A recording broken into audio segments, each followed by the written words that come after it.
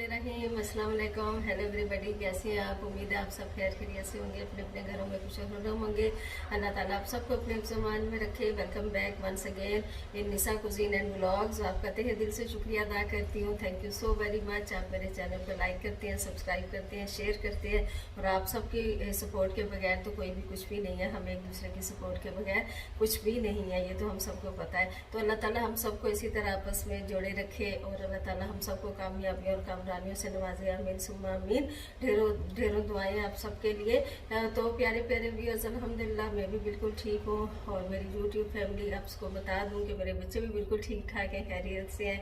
और बहुत ही secret day जिसे कहते हैं ना, मुकद्दस दिन शुरू हो चुके हैं। पहले 10 दिन जो जिलहज के होते हैं, आपको पता ही है यूके में तो मतलब वो शुरू हो चुके हैं। तो इंशाल्लाह ताला जब आप ये देख रहे होंगे तो पाकिस्तान में भी स्टार्ट हो चुके होंगे।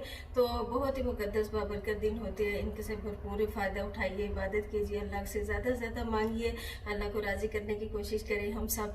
अल्लाह हमसे राज़ी रहे, आमीन। और हमारी कुर्बानियों को कबूल फरमाए। जो हज कर रहे हैं अल्लाह के हज को कबूल फरमाए, आमीन सुम्मा आमीन।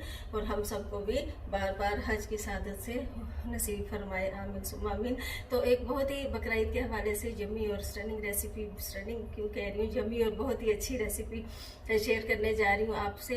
और वक्तन फवक्तन करती रहती हूँ। ये ज़रूर बनाइएगा। ओवन में बना रही हूँ, अगर आप चाहें तो उसको ग्रिल पैन में बना सकते हैं, तवे पे बना सकते हैं, देगची में बना सकते हैं, जिस तरह भी आप चाहें, जिस तरह आपको ईजी लगे। बहुत ही यम्मी रिब्स बनाने जा रही हूँ, mutton ribs, lamb ribs, mutton ribs जो भी है इसी तरीके से बनाइएगा और बहुत ज़्यादा पसंद आएगी इंशाल्लाह ताला। बहुत झटपट क्विक बनने वाली रेसिपी है, क्योंकि मेरा मानना ये है कि ईद के दिनों में बहुत ज़्यादा गेस्ट और बहुत ज़्यादा गहमा गहमी होती है। तो ऐसी रेसिपीज़ आपसे शेयर करूँ जो झटपट बनने वाली हो। तो बगैर फंस जाए कि चलते हैं अपनी किचन की तरफ। किचन में ही हूँ, आपसे मुखाती हूँ अपनी रेसिपी की तरफ। तो अपना बहुत ज़्यादा ख्याल रखिएगा और चलते हैं रेसिपी स्टार्ट। सबसे पहले मेरे यूट्यूब फैमिली मेम्बर्स देखिएगा मैं क्या करने जा रही हूँ। ग्लव्स खोलने की कोशिश कर रही हूँ। सबसे पहले तो सबसे पहला काम जो करेंगे, मटन रिब्स हों, चॉप्स हों, कोई भी सा अपने पार्ट इसका बनाना है, बीफ का, मटन का, लैम का। तो सबसे पहला काम मैं ये करूँगी, आप मीट टेंडराइजर लगा सकते हैं, वो भी रखा था मेरे पास, लेकिन मैंने कोशिश की कि कच्चा पपीता मुझे मिल जाए और अल्हम्दुलिल्लाह मुझे मिल गया इस तरह का पपीता, और ये लगाऊंगी। और उसके अलावा वैसे मीट टेंडराइजर में भी ड्राई पपाया होता है, ऐसे कोई बात नहीं कि मीट टेंडराइजर नहीं लगा सकते। ये मेरे पास हाफ केजी मटन रिब्स है, इनके साथ फैट ज़्यादा होता है, ये इसकी खूबसूरती है, क्योंकि फैट होगा तो ये मज़ेदार बनेगी, वरना नहीं बनेगी। पूरा भी आप कर सकते हैं और अलग अलग भी रेसिपी सेम रहेगी। सबसे पहला काम हमने करना है कि पपाया काट के इसको लगाना है मटन रिब्स को, और उसके बाद मैं आपको ड्राई इंग्रेडिएंट्स बता दूंगी। ये आप अगर ख़राब होने का डर है तो इसको आप फ्रीज़ भी कर सकते हैं, ठीक है।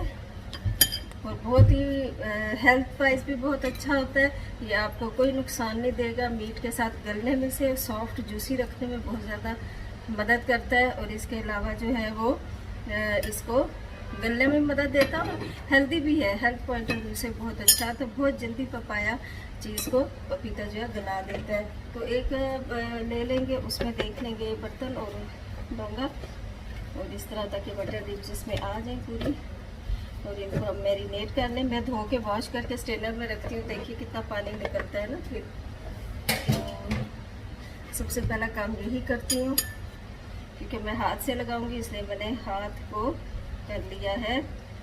मैं हाथ से इसको तोड़ लूँगी, वैसे तो आप ब्लेंड भी से वो चॉपर में भी कर सकते हैं, ठीक है। इतना ही काफ़ी होगा, 1 टेबल स्पून की, कितनी क्वांटिटी है नहीं मेरे पास। तो सबसे पहले इसको अगर ज़्यादा रिक्वायर्ड होगा तो और लगा लूँगी, लेकिन बहुत मीठा टेस्ट ना आ जाए इस वजह से। ये देखिएगा अच्छी तरह से। और हाथ से जो काम होता है वो चम्मच से नहीं होता, इसलिए अगर आपको है कि आपके हाथ में कुछ एलर्जी ना हो जाए कुछ, तो इससे ये होता है कि आप ग्लव्स पहन लें। पहले हाथ धो के अच्छी तरह नीट क्लीन करके, वैसे भी ग्लव्स अच्छे रहते हैं ना।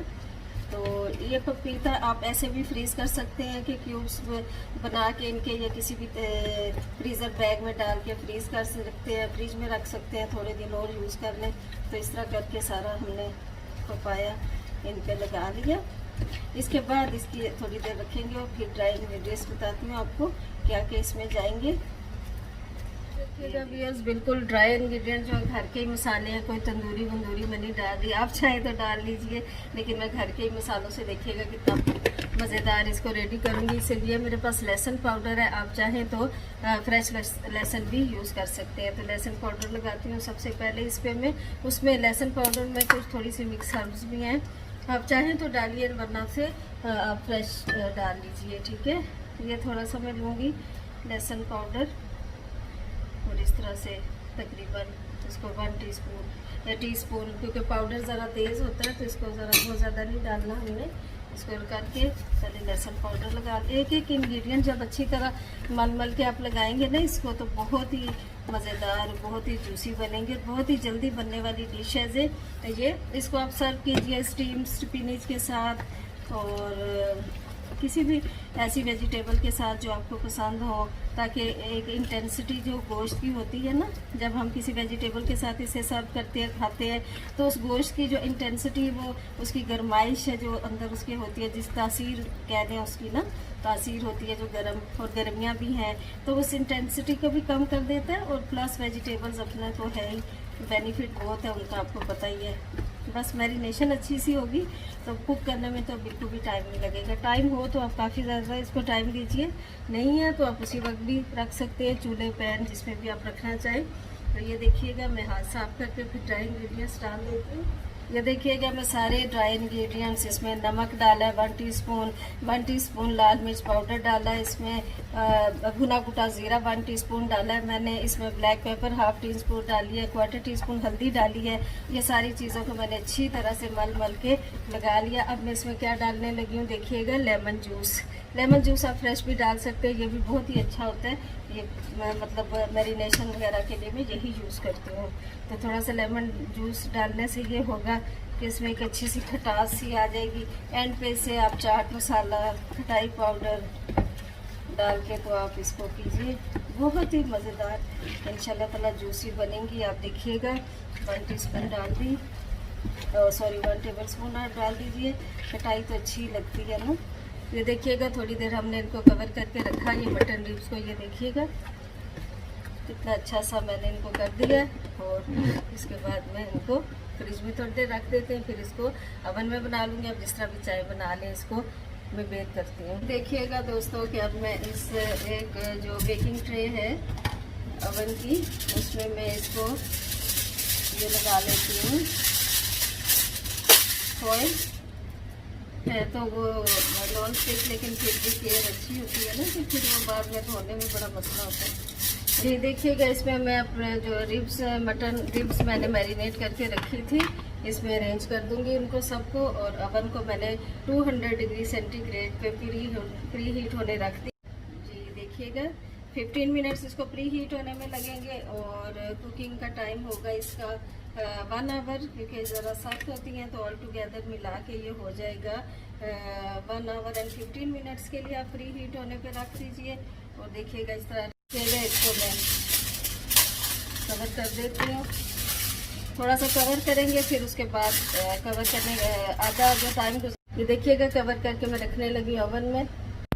जी ये देखिए ओवन में मैंने रख दिया इसको, तकरीबन 1 आवर में ये रेडी हो गया। और बहुत ही देखिए अच्छा सा इसमें कलर आएगा और बहुत ही खूबसूरत खुशबू आ रही है। सॉरी आप इस तरह ना कीजिएगा, मेरी जो है ना थोड़ी देर बाद मैंने खोला था तो इतना गर्म नहीं था, वरना ग्लव्स में पहनती रहती हूँ, आपको पता ही है। और देखिए अल्हम्दुलिल्लाह बहुत अच्छा रेडी हो चुका है। और कलर देखिए कितना खूबसूरत आया है, और बहुत ही यम्मी की बनी थी, ये यम्मी बनी थी। और अच्छे से सैलड के साथ सर्व कीजिए, चटनी वगैरह, रायता, जो भी आप सर्व करना चाहें। बकरा ईद के हवाले से बहुत ही इजी बनने वाली और बहुत ही जल्दी बने, बहुत ही यम्मी रेसिपी। अपना बहुत ज़्यादा ख्याल रखिएगा। टेक केयर, अल्लाह हाफिज़, बाय।